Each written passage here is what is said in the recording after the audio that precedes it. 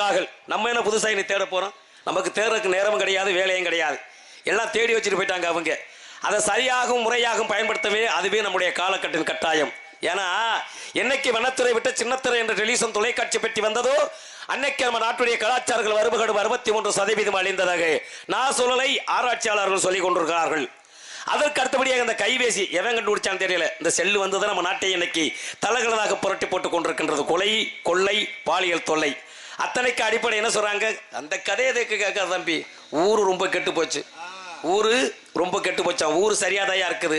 ஊரையும் நாட்டையும் கெடுக்கிறது நம்ம தான் கெடுத்துக்கிறோம். நாடு கெட்டு போச்சுன்னு சொல்றீங்க. எப்படி நாடு கெட்டு போச்சு? நாடு கெட்டு போச்சுன்னா கிழக்கு உதிக்கக்கூடிய சூரியன் மாறாக மேற்கு உதிச்சிருந்தா நாடு கெட்டு போச்சுன்னு சொல்லலாம். கடலில் எழும் அலை நின்றிருந்தால் உலகம் கெட்டு போச்சுன்னு சொல்லலாம். காற்றலை வீசும் தென்றல் மாசுபட்டு இருந்தா உலகம் கெட்டு போச்சுன்னு சொல்லலாம். அதுதான் சரியா இருக்கு ஐயா. மனுஷன் தனியா சரியா கிடையாது. எல்லா தவறு செஞ்சு கூட கெட்ட ஒத்த சொல்லிடுறீங்க. அந்த கதையை கேட்காத தம்பி, ஊரு ரொம்ப கெட்டு போச்சு, ஊரா கெட்டு போச்சு. ஊரையும் நாட்டையும் கெடுத்துக்கிட்டு இருக்கிறது நம்ம தான். எல்லா தப்பு செஞ்சுட்டு ஒத்த வார்த்தை சொல்லி போடுறீங்க. தென்னகமாம் என்ப திருநாட்டில் கல்லடத்து குடகுமலை கனிமயத்தில் கருவாகி தலை காவியனும் தாதியிடம் உருவாகி ஏர் வீழ்ச்சி காணதில் இருக்க சிவசமுத்திர நீர் வீழ்ச்சி எனும் பேரில் வரலாறா பாடி வரும் வளர்ந்த தாலாட்ட கண்ணம் பாடி கனைகடல்தே ஆடுதாண்டும் காவிரி பெயர் பெற்று அகண்ட காவிரியாய் பில் தவறுந்து கரிகாடன் பெயர் வைக்கும் கல்லறையில் கொள்ளிடத்தில் காணும் இடமெல்லாம் தாவி பெருகி வந்து என் தஞ்சை மலநாட்டை தாயாகி காப்பவளா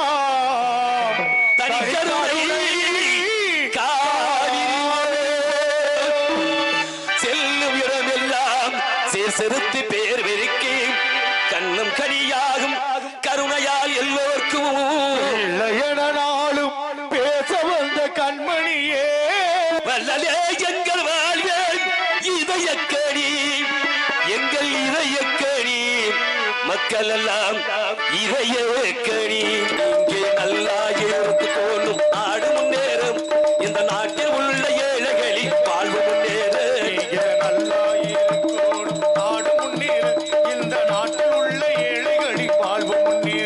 என்று நல்லவங்க எல்லாரும் உங்க பின்னாலே, நீங்க நினைச்சதெல்லாம் நடக்கும் உங்க கண்ணு முன்னாலே. நீங்க நல்லா இருக்கணும், நாடு முன்னேறு, இந்த நாட்டில் உள்ள ஏழைகளின் வாழ்வு முன்னேறு. தோழர்களே ஒன்று கூடுகள், உலகம் நமது என்று சிந்து பாருங்கள். உழைக்கும் தோழர்களே ஒன்று கூடுங்கள், உலகம் நமது என்று சிந்து பாடுங்கள்.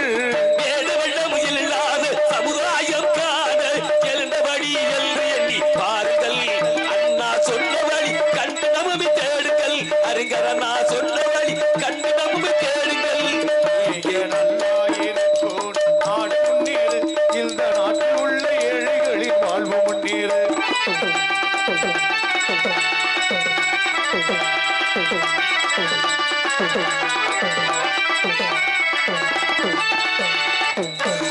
பாடுபட்ட சேர்த்த பொருளை கொடுக்கும் போது இன்பம், பாடும் ஏழை வளர்ந்த முகத்தை காணும் போது இன்பம். நான் பாடுபட்டு சேர்த்த பொருளை கொடுக்கும் போது இன்பம், பாடும் ஏழை வளர்ந்த முகத்தை காணும் போது இன்பம். பேராசையாலே வந்த சொந்த சுயநலத்தில் சுயநலத்தில் பிள்ளை சுயநலமே இருக்கும் நெஞ்சில் அமைதி எழுதுமில்லை, அமைதி எழுதுமில்லை.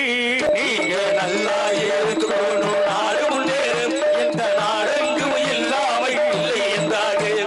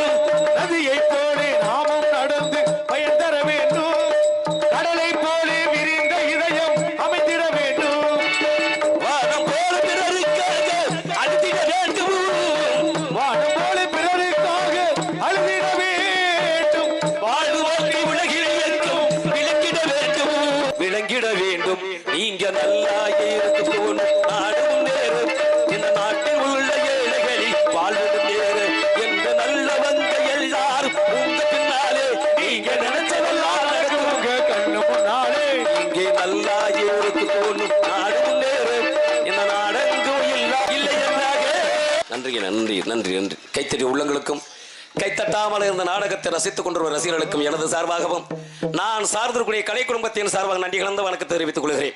இப்ப பெரியவர்கள் சொன்ன எதை சொல்றாங்க? தஞ்சாவூரை சொல்றாங்க. ஏன் தஞ்சாவூர் தான் பெரிய கோயில்? தஞ்சை பெரிய கோயில் தான் பெரிய கோயிலா? ஏன் அதை விட பெரிய கோயில் கிடையாதா? அதை விட பெரிய கோயிலாம் இருக்கு. தஞ்சை பெரிய கோயிலை சொல்வதற்கு காரணம் இருக்கு. தமிழ் எழுத்துக்கும் தஞ்சை பெரிய கோயிலுக்கு சம்பந்தம் உண்டு. அது மட்டுமல்லாமல் அதுக்கு நிறைய காரணங்கள் உண்டு. தஞ்சை பெரிய கோயிலுடைய கோபுரத்தின் உயரம் வந்து 216 அடி. அந்த கோபுரத்தின் உயரம் அதை விட திருச்சியில் இருக்கக்கூடிய ஸ்ரீரங்கம் 236.7 அங்குலம் அந்த கோபுரத்துடைய உயரம். அப்ப இதை விட இது உயரமான கோபுரம். அதற்கு அடுத்தபடியாக பாண்டிய நாட்டை ஆட்சி செய்யக்கூடிய மதுரை மீனாட்சியுடைய கோபுரம் வெறும் 199 அடி. ஆக இந்த 3 கோயிலுமே நம்ம நாட்டுடைய தலை சிறந்த ஆலயம். ஆனா பாருங்க, இந்த 3 கோயிலுமே நம்ம நாட்டுடைய அரசியலில் இடம்பெறவில்லை. அரசு சார்பாக ஏதாவது ஒரு சான்றிதழ் போய் கட்டினு ஒரு கோபுரம் செய்ய வைப்பாங்க. அந்த கோபுரம் தான் சிறுபலிபுத்தூருடைய ஆண்டாளுடைய கோபுரம். ஏன் இந்த கோயிலை விட்டுட்டு அந்த கோயிலை தேர்வு செய்தார்கள்? அந்த கோயிலுடைய கோபுரத்தில் எந்த மதத்தையும் சார்ந்த வகையில் சிற்பக்கலைகள் செதுக்கப்படவில்லை. அன்று முதல் இன்று வரை வர்ணங்களும் தீட்டப்படுவதில்லை. மும்மதங்களுக்கும் சம்மதமாக எடுத்துக்காட்டக்கூடிய கோயில் சிறுவடிவத்தினுடைய ஆண்டாளுடைய கோபுரம். இவ்வளவு பெரிய அறிவாளிகள் பிறந்த நாடு, இவ்வளவு பெரிய ஆற்றல் மிகுந்தவர்கள் பிறந்த நாடு நம்ம நாடு. இன்னைக்கு நம்ம நாடு எங்கே போய்கிட்டு இருக்கு? அழிவு நோக்கி நகர்ந்து கொண்டிருக்கின்றது. ஒத்த வார்த்தையில சொல்லி போறீங்க. இந்த கதையை கேட்காதனே ஊர் ரொம்ப கெட்டு போச்சுன்னு. ஊராயா கெட்டு போச்சு? ஊர்லாம் சரியாக தான் இருக்காது. அந்த ஊர்ல வசிக்கக்கூடிய நம்ம தான் சரியா கிடையாது. ஏன் சொல்றேன்னா, மனிதனுடைய நிலைப்பாட்டை பாருங்க. மனிதனுக்கு எப்படி சத்தக்கு சத்தம் மாறக்கூடிய நிலைப்பாடுகளை பாருங்க. மனிதனுக்கு எவ்வளவு மரியாதை இருக்கணும். ஒரு பெரிய கோடீஸ்வரன் இருந்து வாழ்ந்தார். 100 தலைமுறைக்கு சொத்து இருக்கான். எல்லாரும் கேட்பாங்க, இவர் யார்? எல்லாரும் கையெடுத்து கும்பிடுறீங்களே, இவர் தான் எங்க ஊர் கோடீஸ்வரர் அப்படின்னு எல்லாம் கையெடுத்து கும்பிட்டாங்களாம். அப்படியே கோடீஸ்வரர் சில வருடங்களை கழித்து இறந்து போயிட்டார், செத்து போயிட்டார். அவருடைய உடலை எடுத்து அடக்கம் செய்வதற்கு 10 நிமிடங்கள் 20 நிமிடங்கள் தாமதம். சொந்த வந்த வரணும்னா வராம நம்ம தூக்க முடியாது இல்லையா? உயிரோட இருக்கு என்ன சொன்னாங்க? கையெடுத்து கும்பிட்டாங்க கோடீஸ்வரன். இறந்தவருக்கு என்னமா சொன்னாங்க? டாய் பொணஞ்செத்த நாரி போச்சுற பொணத்தை எப்படா தூக்குறீங்க? பொணத்தை எப்படா தூக்குறீங்க? ஒத்த வார்த்தையில சொல்லிவிட்டாங்க. இடுப்புல அருணா கையோடு போட மாட்டாங்க, வெட்டிக்கிட்டு தான் விடுவாங்க. நெத்தியில 1 ரூபா காசை ஒட்டி வச்சிருப்பாங்க. குளிக்கல போட்டு மண்ணை தள்ளும் போது அந்த 1 ரூபா காசையும் எடுத்துக்கிட்டு தான் மண்ணை தள்ளுவாங்க. இவ்வளவு பெரிய கேவலமான வாழ்க்கை மனித வாழ்க்கை. ஏன் சொல்ல? கடலுக்கு சென்று மீனவர்கள் மீன் பிடித்து கரைக்கு திரும்புவதற்கு 10 நாட்கள் 15 நாட்கள் ஆகும். இதற்கு இடையிலே அந்த மீன் செத்து ஐஸ் வச்சு கரைக்கு கொண்டு வராங்க, பதப்படுத்தான் கொண்டாடுறாங்க. இதில் வருங்க நம்மளுக்கு தரம் பார்த்து கேட்பாங்க, அண்ணே நல்லா மீனா கொடுங்கண்ணே, நல்ல நண்டா கொடுங்க. அதை தான் ஏற்கனவே செத்து நாத்த முடிச்ச போச்சோட அப்புறம் என்ன அதில் தரம் பார்க்குற? அப்படியே விற்கலையா? 2-3 நாட்கள் வெயிலை பதப்படுத்தி கருவாடு என்ற பெயரில் அதே வித்த காசு ஆக்கி போடுவாங்க. அப்ப இதுல இருந்து என்ன தெரியுது? மீன் செத்த கருவாடு ஆகுது. நீ செத்த தெருவிலோட போட மாட்டாங்க. இவ்வளவு பெரிய கேவலமான வாழ்க்கை. வான்குருவி கூட வள்ளற்கு தொழுகிறையான் தேன் சிலந்தை யாதற்கும் செய்தறுதல் யார் பெருதுமை வெளிவே சொன்ன வேண்டான் கால் எல்லோருக்கும் ஒவ்வொன்று எல்லாற்றையும் இறைவனாகப்பட்டன் படைக்கும் போது சரியாக நிலையாக படைக்கிறான். அவர்கள் வாழ்வதை பொறுத்து தான் வாழ்க்கையை அமைப்பதுன்னு இருக்க. அதனால சொன்னான், நல்ல வழிதன நாடு எந்த நாளும் பரமனை நத்திய தேடு வள்ளுவர் கூட்டத்தில் கூடு அந்த வள்ளலை நெஞ்சிலில் வாழ்த்தி கொண்டான் இருக்கேன். ஒரு மனிதன் எப்பேற்பட்ட பழக்க வழக்கங்களை பின்பற்றணும்னா எங்க அண்ணன் மாதிரியுடைய பழக்க வழக்கங்களை பின்பற்ற வேண்டும். அவற்றை எந்த கெட்ட பழக்கம் கிடையாது, எந்த கெட்ட பழக்கம் கிடையாது. தேவையில்லாம எங்கேயும் நிற்க மாட்டாரு, தேவையில்லாத ஆள்கிட்ட பேச்சும் குறைச்சு வச்சுக்க மாட்டார். அப்பேற்பட்ட வாழ்க்கை. நல்ல மனிதர்களை தேர்வு செய்து பழக்க வழக்கங்களை பின்பற்ற வேண்டும். அதற்கு அடுத்தபடியாக நல்ல விதமான நூல்களை தேர்வு செய்யணும். தேர்வு செய்து பிழை இல்லாமல் கற்க வேண்டும். கற்றவருக்கு பிறருக்கு பிழை இல்லாமல் போதிக்க வேண்டியிருக்கேன்.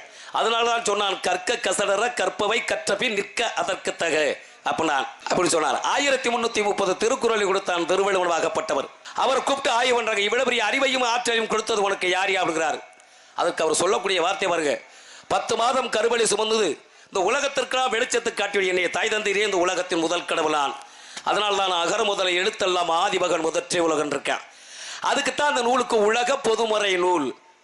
அமெரிக்க பாராளுமன்றத்திலே தமிழ் வாசங்களால் பொருத்தப்பட்ட காவியம் திருக்குறள். மட்டும் இவ்வளவு பெரிய மேதைகள் பிறந்த நாடு நம்ம நாடு. என்னமோ நடப்பது கலியுக காலம். அதாவது தெரியுமா, 4 யுகங்கள் நடப்பது 4வது யுகம். இதற்கு முன்னாடி 3 யுகங்கள் முடிந்து விட்டது. இந்த யுகத்துடைய கணக்கு 4,32,000 வருடங்கள். இது எப்ப தோன்றுனதா தெரியுமா? பல வருடங்களுக்கு முன்னாடி இந்தோனேசியால தண்ணியால் பேரழிவு பெற்றது. 54% அழிந்தால் உயிர் சேதம். அதுதான் கலியுகத்துடைய ஆரம்ப கணக்கு. அதற்கு அடுத்தபடியாக சுனாமி, 3வது முறையாக கஜா புயல், 4வது வைரஸ் கொடிய நோய். இதெல்லாம் கலியுகத்துடைய ஆரம்ப கணக்கு. அழிவு. இது இந்த பிரபஞ்சம் அழிஞ்சிரும். இதுல இருந்து அதுக்கு அடுத்து பிரபஞ்சத்தை எது தோன்றுதோ எது இருக்குதோ யாருக்கு தெரியும்.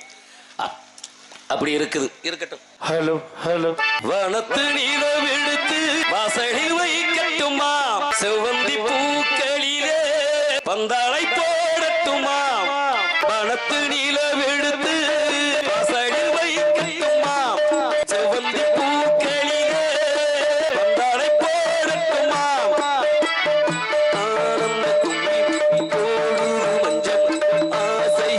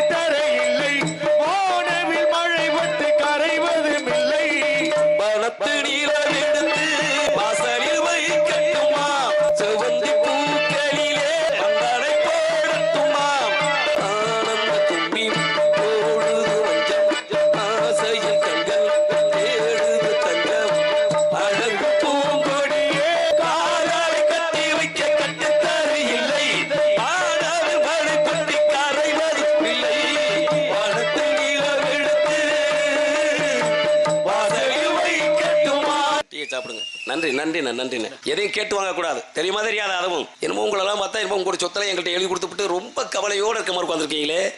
இந்த இடத்துல ஒரு ஆடல் பாடலோ ஒரு கரகட்டமோ வச்சிருந்த அந்த இடம் தாங்குமா? என்னைக்கு தான் தாங்கலையில கூட்டம் அவ்வளோதான் இருந்துச்சு. சரியா தூங்கியாச்சா போய் என்ன கூட்டம் இருந்தது என்ன பண்ண? நம்ம நாட்டுடைய கலாச்சாரங்கள் எதிரிகளாக இருந்தாலும் வீட்டுக்கு வந்தவர்கள் இன்முகத்துவம் மறைக்கக்கூடியது, வரவேற்கக்கூடியது. அதனால ஆமா அப்படி செஞ்சா தானங்க ஆரவரா இருக்கேன். நீங்க வாட்டி எதிரிகளை பார்க்க மாதிரியே உட்காந்துக்கிட்டே இருந்தா நாங்க என்ன பண்ணுவேன்? சரி ஏதோ நம்ம என்ன நம்ம செய்யறது தவறா, பேசுறது அவர் கேட்கலையா, இல்ல பாடுறது சரியில்லையா, அப்ப நாங்க நைட் சந்தேகப்படுற மாதிரி இருக்கும் இல்லையா? அதுதானே உண்மையும் கூட. சாதாரண ஒரு செல்லுல படம் பார்க்க தன்னை மறந்து சிரிக்கிறீங்க, சிரிக்கிறீங்களா சிரிக்கலையா? தன்னை மறந்து சிரிக்கிறீங்க.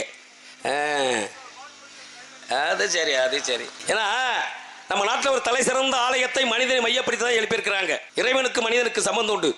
எங்கன்னு கேட்கலாம். சிதம்பரத்தில் இருக்கக்கூடிய எம்பெருமான தெள்ளி நடராஜர் கோயிலுக்கும் மனிதனுக்கும் சம்பந்தம் உண்டு. எப்படின்னு கேட்டீங்கன்னா, ஒரு மனிதன் சராசரி ஒரு நாளைக்கு சுவாசிக்கின்ற காற்று 21,600 வரை சுவாசிக்கின்ற நம்மளை அறியாமல். இதை மையப்படுத்ததான் சிதம்பரத்திலே கருவறையில் இருக்கக்கூடிய ஓடுகள் 21,600 ஓடுகள் அங்கே தங்க ஓடுகளாக பதிக்கப்பட்டிருக்கின்றது. அதற்கு அடுத்தபடியாக மனிதன் உடம்புல ஓடக்கூடிய நாடி நரம்புகள் 4,448 நாடி நரம்புகள். இதை மையப்படுத்ததான் எம்பெருமுடைய ஓடுகளுக்கு அங்கே அடிக்கக்கூடிய ஆணிகளாக அங்கே தைக்கப்பட்டிருக்கின்றது. அதற்கு அடுத்தபடியாக மனிதன் உடம்புல ஓடக்கூடிய துலாரங்கள் 9 துலாரங்கள். கண்கள் 2, காதுகள் 2, நாசு துலாரங்கள் 2, வாய் 1, நீர்த்துளை 1, மலை துளாரம் 1, 9 வாசல்கள். இது 9 வாசி மையப்படுத்ததான் எம்பெருமடைய நுழை வாசல்கள் 9 வாசல்கள். எவ்வளவு பெரிய அறிவாளிகள், எவ்வளவு பெரிய ஆற்றல் மிகுந்தவர்கள். 2500 ஆண்டுகளுக்கு முன்னாடியே கட்டியிருக்கான அவன் எவ்வளவு பெரிய ஆளு, இறைவனுடைய மிகப்பெரியவன். அது மட்டுமா, ஆசியா கண்டத்தின் மையப்பகுதியே சிதம்பரம், உலகத்துடைய மையப்பகுதி சிதம்பரம். சிதம்பரத்தில் எம்பெருமான் கால் கட்டவர்கள் அவர் தரையில் ஊனம் மறைச்சிருப்பாரு. அதுதான் அந்த உலகத்துடைய பூமத்தியரகை. எவ்வளவு பெரிய அறிவாளிகள் பிறந்த நாடு நம்ம நாடு. ஏன் சொல்ல பாத்தீங்கன்னா, இந்த செல்லு வந்து நம்ம நாட்டை கெடுக்கிற பாருங்க. 3 வயசு சிறுமிக்கு என்ன தெரியும்? பாலியல் தொல்லை.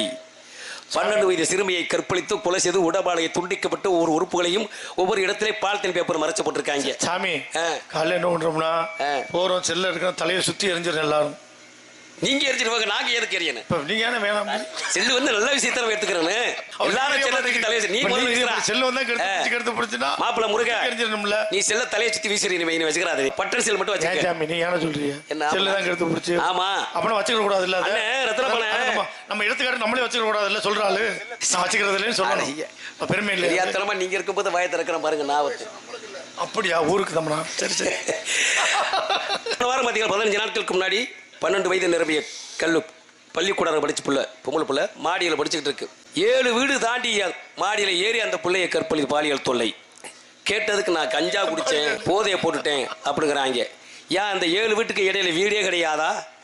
அந்த வீட்டில பெண்களே கிடையாதா? இல்ல ஓ வீட்டில் பெண்கள் கிடையாதா? உன் கூட பிறந்த சகோதரி கிடையாதா? எவ்வளவு பெரிய கேவலமான உலகம் அந்த அடிப்படையாக கொண்டு கொடுக்கிறது செல்லு. நல்ல விஷயத்தை எடுத்துக்கலாம், தவறான வழியை கையாடி அவர்கள் மட்டும் சார்ந்தவர்கள் மட்டுமில்லாமல் மற்றவர்களும் தவறான வழியில் அழித்து செல்கிறார்கள். போதை வந்து உங்களுடைய சொந்த பிரச்சனை. மதுபானம் குடிக்கிறது அது உங்களுடைய சொந்த பிரச்சனை. சாப்பிட்டு அந்த பாட்டில் வந்து ஓரமாக போட்டு வரீங்களா? எந்த இடத்துல சாப்பிட்டீங்களோ அதே இடத்துல பாதையில் ஒட்டச்சு போட்டு வந்துடுறீங்க. மற்றவங்களுடைய பாதங்களை பதம் பார்க்கிற அளவுக்கு கொஞ்சமாக தெரிய வேண்டாம், நாகரிகம் வேண்டாம். எல்லாரும் தானே அதில் பார்க்குறாங்க, எல்லாரும் தானே அதில் கூட போறாங்க. கூட பிறந்த சகோதரி போது சொந்தக்கார போது வந்த போது எல்லாம் அனைத்து தான் இருக்கிறான். போட்டுருப்பா உடச்சிருப்பா எல்லாரும் திட்டிகிட்டு இருக்கிறீங்க பண்ணிட்டு. ஏன் சொல்றேன், நம்மளை அறியாமல் செய்யக்கூடிய தவறுகள் அது உங்களோட சொந்த பிரச்சனை. இப்போ நம்மளுடைய நிலத்தில் காய்கறி விவசாயம் பண்றோம். இந்த வரும்போது பார்த்து காய்கறி தோட்டம் இருக்குது. பெரிய விவசாயம் இருந்தால் வியாபாரம் வந்து வீட்டில் வாங்கிட்டு போயிடுவார். ஒரு சிறிய விவசாயி காய்கறி விவசாயம் பண்ணும்போது எங்கே கொண்டு போகணும்? மார்க்கெட் என்பது கடத்தரவு. கடத்தரவு தான் வியாபாரம் பண்ண முடியும். அந்த கடத்தரவு அவர் எங்கே வியாபாரம் பண்ணுவார் தெரியுமா? மனிதர்களால் சிறுநீர் கழிக்கப்பட்டிருக்கு சாலை ஓரத்தில். அவருக்கு அது தெரியாது. சாக்குகளை விரிச்சு கூறு வெட்டி வச்சிருப்பார். ஒவ்வொரு கூறும் 20 ரூபாய் 20 ரூபான்னு சொல்லி எல்லாரும் பார்த்துட்டு வரோம், வாங்கிட்டு வரோம். ஆனா மனிதர்கள் காலில் அணியக்கூடிய பாதரை சென்றக்கூடிய செருப்பு எங்க வச்சிருக்காங்க? 50 லட்சம் ரூபாய் பில்லியை கட்டி இது போன்ற மின்விளக்குகளால் அலங்கரிக்கப்பட்டு உள்ளேயே தூசி போகாத அளவுக்கு கண்ணாடிகள் சேர்க்கப்பட்டு குளிர்சாதன பெட்டி ஏசியில் வச்சிருக்கேன். செருப்பு கடிச்சா ஏசி கடிச்சா செருப்பு என்னை ஏசியில் கொண்டா வைடான்னு, இல்லை காரி கடிச்சா என்னை கொண்டு சாலை ஒருத்தர் மனிதர்கள் சிறுநீர் கழிக்கப்பட்டு கடிச்சு வச்சாச்சா? அப்ப எல்லா தவிர யார் செய்யறது? மனிதன் சாப்பிடக்கூடிய காய்கறி தெருவில் வச்சிருக்கிறேன். தேவையற்றது அது செருப்பு, அதை கொண்டு ஏசியில் வச்சிருக்கிறேன். என்ன சொல்றீங்க கேட்டா? அந்த கதையை கேட்காத ஊர் ரொம்ப கெட்டு போச்சு. ஊராயா கெட்டு போச்சு. நீ தானே ஊரை கொண்டு செருப்பை கொண்டு ஏசியில் வச்சிருக்கிற. வாங்க நம்ம டிவிஎஸ் இருக்குல்ல சூப்பர் மார்க்கெட் உள்ள கீரை கட்டி ஏசியில் வச்சிருக்காங்க. அடுத்து சூப்பர் மார்க்கெட்ல இருக்கு சொல்லிலாம் கிடையாது. அதான் பசிக்கு சாப்பிடறதுக்கு ருசிக்கு சாப்பிடறதுக்கு வித்தியாசம் இருக்குன்னு நாங்களாம் பசிச்சுக்கே சாப்பிட்டு வந்து வாழ்ந்து உயிர் காலம் இல்ல சாமி இருக்கிற தெரிஞ்சுக்கணும். அதான் அதான் ருசிக்கு சாப்பிடுங்க. இப்ப எல்லாரும் அங்க சூப்பர் மார்க்கெட்ல போக முடியுமா? செல்வாக்கு நிறுத்தம் மட்டும் உள்ள போறாங்க. சாதாரண பாமர மக்கள் எங்க தெருவில் எங்க குரு கட்டிக்கா இங்கே தான் பாக்குறாங்க. சரி. அப்ப அவன் எதுக்கு சாப்பிட்றான்? அவன் பசிக்கு சாப்பிட்றவன், ருச்சிக்கு சாப்பிட்றேன். எங்க போறான்? தேடி போய் எங்க தேடி போறேன்? அது 10 கிலோமீட்டர் கார் ஓட்டுட்டு அங்கே போறேன். அதே அரிசி தான் பிளாட்பத்த வச்சிருக்கேன், ரோட்ல வச்சிருக்கேன், கடைக்கார வச்சிருக்கேன். அந்த அரிசி வாங்க மாட்டாங்க. கொஞ்சம் அழகா கொஞ்சம் கண்ணாடி சோபா அழகப்படுத்தீங்கன்னா அங்க போய் அந்த அரிசியை வாங்குறேன். ஏன் அதே அரிசி இங்கே இருக்குது? நான் கேட்குற வீட்டில் நம்ம விவசாயம் பண்ணுறோம்ல, ஆமா, அதை வச்சு சாப்பிட வேண்டியதானே. நம்ம தான் போய் ஏன் வித்து பண்ணி போய் அதை வித்து விட்டு வாங்குறீங்க? நீங்க முதல் கூட வாங்குறீங்களா போய் கடையில்? அன்னைக்கு எடுத்துட்டு போறிய ஏன்னா நீங்க ஒரு உங்களை பக்கத்தில் வச்சுக்கிட்டு நான் பேசிக்கிட்டு இருக்கிறேன். நான் உண்மையை மட்டும் தான் பேசுவேன். நானும் ஒரு விவசாயி தான். கிட்டத்தட்ட நாங்களும் ஒரு 400 ஒரு 5000 முறை கிட்ட நெல் அடிக்கிறோம்.